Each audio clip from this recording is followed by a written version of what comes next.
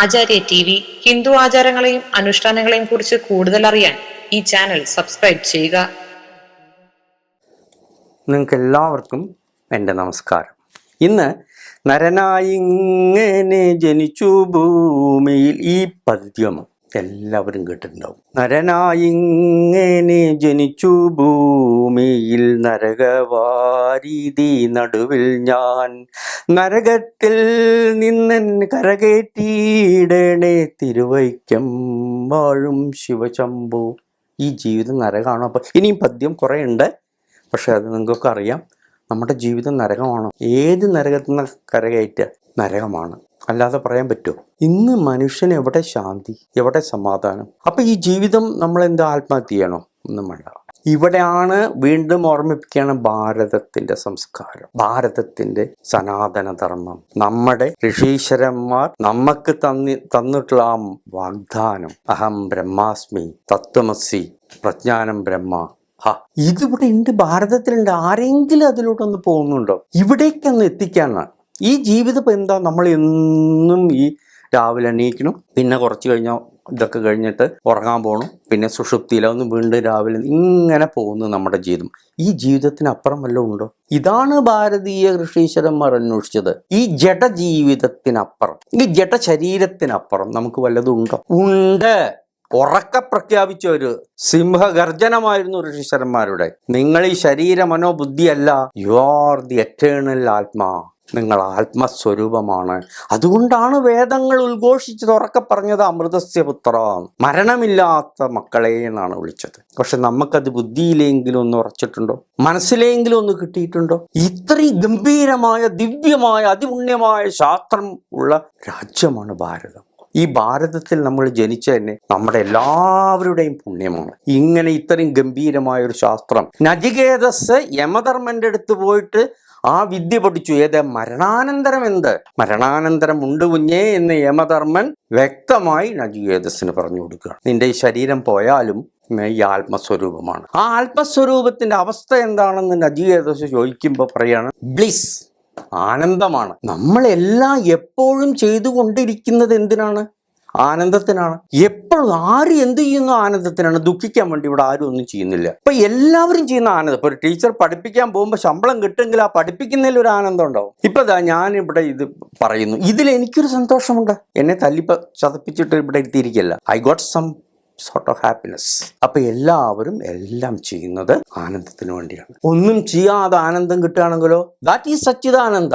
സത്ത് ചിത്ത് ആനന്ദം. അതൊരു മൂന്നല്ല, അത് ഒന്ന് തന്നെയാണ്.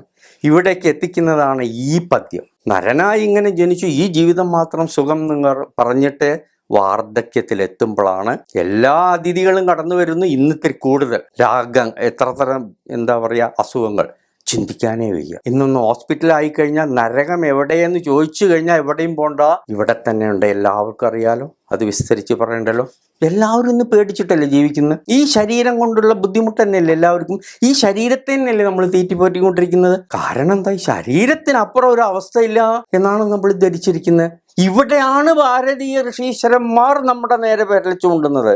മക്കളെ, നീ അങ്ങോട്ടൊന്ന് നോക്ക്, ഈ ശരീരം മാത്രമല്ല നിനക്കുള്ളൂ. ഈ ശരീരം നിനക്ക് കിട്ടിയിരിക്കുന്ന ആ പരമസ്വരൂപത്തെ, ആ പരമസത്യത്തെ, ആ പരമജ്ഞാനത്തെ അറിയാനും അനുഭവിക്കാനും, എന്നിട്ട് ആ സച്ചിദാനന്ദത്തെ അനുഭവിക്കൂ മക്കളെ എന്നാണ് ഋഷീശ്വരന്മാർ പറഞ്ഞത്. ഇതിൽ കൂടുതൽ നമുക്ക് എന്ത് ഉപദേശം വേണം? ഇത് വേറെ ഒരു നാട്ടിലും ഭാരതത്തിന്റെ സ്വന്തം സ്വത്താണിത്. അതുകൊണ്ടാണ് സ്വാമി വിവേകാനന്ദ പറഞ്ഞത്, spirituality is the backbone of India. ഇന്ത്യയുടെ സ്വത്താണ്, ഇന്ത്യയുടെ നട്ടെല്ലാണ് ആത്മീയത. വളരെ ശരിയാണ്. അദ്ദേഹമാണ് വേദാന്തം ഇങ്ങനെ വാരി വെതറയായിരുന്നു ചിക്കാഗോ സ്പീച്ചിന് ശേഷം. അമേരിക്കയിലും ലോകമെമ്പാടും അവർക്ക് ഇതിനെപ്പറ്റി ഒന്നും അറിയില്ല. ഇപ്പൊ കൊണ്ട് ഭാരതത്തിലേക്ക് ആ ശാന്തി അന്വേഷിച്ചിട്ട് അവർ വരികയാണ്. രമണാശ്രമത്തിലൊക്കെ പോയി കഴിഞ്ഞാൽ എത്ര വെസ്റ്റേഴ്സാണ്, എത്ര വെസ്റ്റേഴ്സ് എല്ലായിടത്തും. ഇപ്പൊ നമ്മുടെ കേരളത്തിൽ അമ്മയുടെ അമൃതാനന്ദമയി ദേവിയുടെ ആശ്രമത്തിൽ എത്ര പേരാണ്? എന്താണ് കാരണം? വേറെ ലൗകിക സിദ്ധികളൊന്നും അവിടെ ഇല്ല. The get the bliss. ഉടനെ കിട്ടിയില്ലെങ്കിലും അതിലേക്കുള്ള ശ്രേയസ്സിലൂടെ യാത്ര. നമ്മളൊക്കെ ഇന്ന് ജീവിക്കുന്ന പ്രേയസ്സിലാണ്. അപ്പോൾ വയസ്സായി ഇന്ന് എല്ലാവർക്കും അറിയാം, മക്കളടുത്തില്ല. എന്തായാലും താങ്ക് ഗോഡ് വൃദ്ധസദനെങ്കിലും തുറന്നു. അത് തുറന്ന് നന്നായി പ്രവർത്തിപ്പിക്കുന്നവർക്ക് ഒരു നമസ്കാരം. അവരുകൂടി ഇല്ലായിരുന്നെങ്കിൽ എന്തായിരിക്കും സ്ഥിതി ഈ വയസ്സായവരുടെ? അവർക്കൊരു നല്ല നമസ്കാരം പറഞ്ഞു പറ്റൂ. കാരണം അവര് അത്രയെങ്കിലും ചെയ്യുന്നുണ്ടല്ലോ. അപ്പോ ഈ സമയത്താണ് ചിന്തിക്കുന്നത്, ഇനി എന്താ ചെയ്യുക? ഒന്നും ചെയ്യാൻ പറ്റില്ല. കാരണം ഈശ്വരനിലേക്ക് പോകാനുള്ള വഴി ഇവിടെ ഉണ്ട്, ഈശ്വരാനുഭൂതി കിട്ടാനുള്ള വഴിയുണ്ട്, ഈശ്വരൻ നമ്മളെ രക്ഷിക്കുന്ന, അങ്ങനെയൊക്കെ നമ്മുടെ വേദങ്ങളും ഉപനിഷത്തുകളും പറഞ്ഞിട്ടുണ്ട്. കുട്ടിക്കാലത്തും ചെറുപ്പകാലത്തും അങ്ങോട്ട് തിരിഞ്ഞു നോക്കിയില്ല. ഈ ലൗകിക ഭോഗങ്ങളിൽ കട്ടന്നിങ്ങനെ പെട്ടഞ്ഞ് പുഴുക്കളയുമാതിരി ഒടുക്കം ചത്തുപോവാണ്. ഈ സമയത്താണ് ഓർക്കുന്നത്. പിന്നെ ഓർത്തിട്ട് കാര്യമില്ല, ഈശ്വരനിലേക്ക് എത്താൻ അത്ര എളുപ്പമല്ല.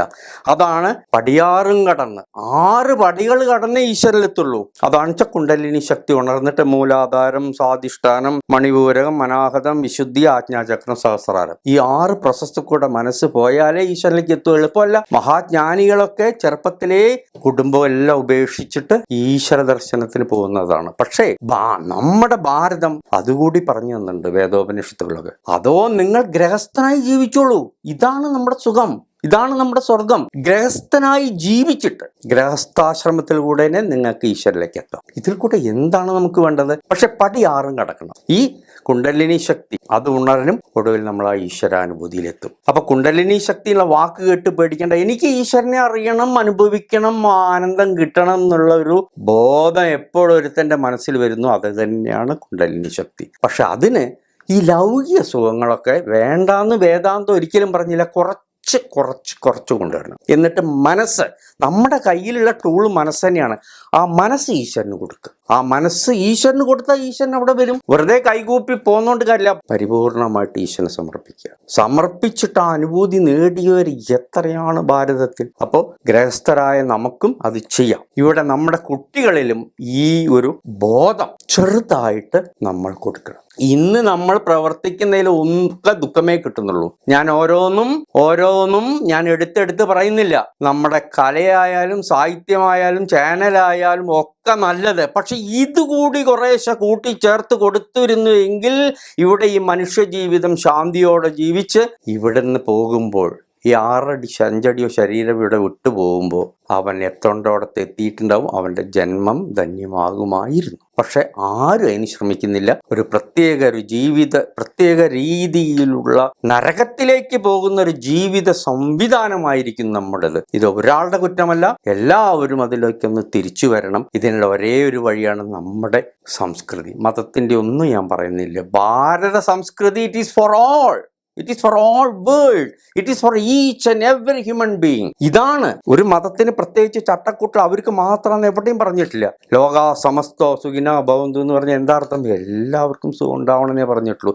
ഈ ഒരു സംസ്കൃതിയാണ് നമുക്കുള്ളത്. അപ്പോൾ ഏതായാലും നമ്മളെല്ലാവരും വളരെ ഭാഗ്യവാന്മാരാണ്. ഒന്നുകൂടി പറയട്ടെ, ഈ ഭാരതഭൂമിയിൽ ജനിച്ചത്. ഇവിടെ അതിനനുസരിച്ചുള്ള ഗ്രന്ഥങ്ങളും പുസ്തകങ്ങളും ഒക്കെ ഉണ്ട്. അതുപോലും പുച്ഛിച്ച് അതിനെ വളരെയധികം എന്താ പറയുക, എനിക്കതിന് വാക്കുകളിൽ അങ്ങനെ അവഹേളിക്കുന്ന തരത്തിലുള്ള കുറെ ബുദ്ധിജീവികളുടെ കൂത്താട്ടരങ്ങായിരിക്കുന്നു നമ്മുടെ ഭാരതം. അതെ, അവരും ഇന്നല്ലെങ്കിൽ നാളെ ഇതിലേക്ക് തിരിച്ചു വന്നേ പറ്റൂ. കാരണം അവരുടെ ഉള്ളിൽ വിളങ്ങുന്നതും ആ ഈശ്വര ചൈതന്യം തന്നെ. പലരും പറയും ഈശ്വരനില്ല. ഈ പറയുന്ന അദ്ദേഹത്തിന്റെ നാവും ഈശ്വര ചൈതന്യം കൊണ്ടാണ് ചലിക്കുന്നത്.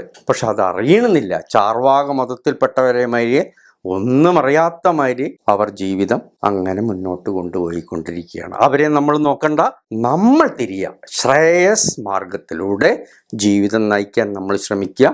അപ്പൊ ഇവിടെയും ശാന്തി ഉണ്ടാവും. നമുക്ക് കിട്ടേണ്ടത് ഈ മനുഷ്യജന്മം എന്തിനു കിട്ടി അത് നമുക്ക് മനസ്സിലാവുകയും ചെയ്യും. ഇതാണ് ഈ പദ്യം. ഞാൻ മുഴുവൻ ചൊല്ലിയിട്ടില്ല. വളരെ സുന്ദരമായ പദ്യമാണത്. ഓരോ കുട്ടികളെയും നമ്മൾ കേൾപ്പിച്ചത് പഠിപ്പിക്കണം. അത്രയും മനോഹരമാണ്. ഇങ്ങനത്തെ പദ്യങ്ങൾ വേണം, ഇങ്ങനത്തെ കവിതകൾ വേണം. എന്തിനാണ് ജീവൻ, എന്തിനാണ് ജീവിതം, എന്തിനാണ് ജീവിക്കുന്നത്, ഇതൊരു നിമിഷം ചിന്തിക്കാൻ തരത്തില്ല. ഏതായാലും ഈ എപ്പിസോഡ് ഇവിടെ അവസാനിക്കാം.